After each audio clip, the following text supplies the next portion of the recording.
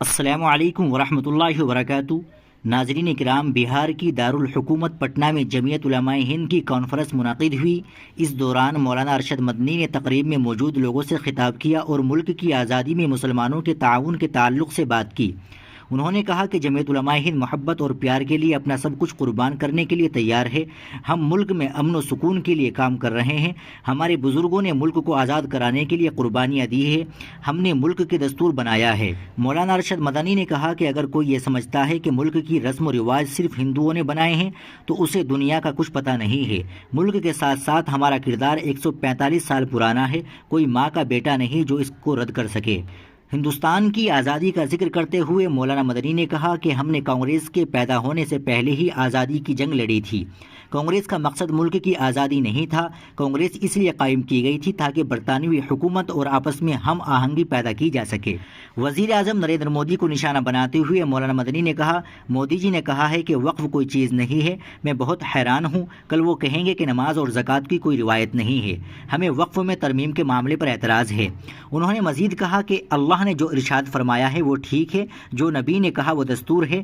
حیران ہوں مودی جی کیسے کہہ رہے ہیں غلط ہے۔ کل وہ کہیں گے کہ زکوٰۃ اور نماز کی روایت نہیں ہے تو وہ اس پر بھی پابندی لگا دیں گے۔ مولانا مدنی نے مزید کہا کہ یہ ہمارا ملک ہے، جس مذہب سے تعلق رکھتا ہو، جسے چاہے 5 بیٹے ہو لیکن ماں باپ ایک ہی ہوتے ہیں۔ مودی جی ایسی گھٹیا باتیں نہ کریں۔ ملک کے وزیر اعظم ایسے ہیں، اگر کوئی بات کرتا ہے تو اس سے ملک میں مسلمانوں کے خلاف نفرت پیدا ہوتی ہے۔ ملک کے وزیر داخلہ کو بھی ایسی بات نہیں کرنی چاہیے۔ ہمنتا بسوا سرما کو نشانہ بناتے ہوئے مولانا ارشد مدنی نے کہا کہ آسام کے وزیر اعلیٰ مسلمان نہیں ہے، وہ در اندازی کی بات کرتے ہیں۔ وہ دن رات جھارکھنڈ میں بیٹھے رہے لیکن وہاں کے لوگوں نے منہ کالا کر دیا۔ جھارکھنڈ میں ہندو اور مسلمان دونوں ہیں۔ نفرت کی سیاست کے خلاف احتجاج کیا۔ بلڈوزر جسٹس پر بات کرتے ہوئے مولانا مدنی نے کہا کہ ایک شخص نے غلط کام کیا تو پورے خاندان کو اس کی سزا مل رہی ہے۔ اللہ نے ہماری بات مان لی، اب کوئی ہمارے گھر پر بلڈوزر چلا کر دکھائے۔ سپریم کورٹ میں فیصلہ دینے والے مسلمان نہیں، ہندو تھے۔ سپریم کورٹ کے فیصلے نے کچھ لوگوں کے مزاج میں بگاڑ پیدا کر دیا ہے۔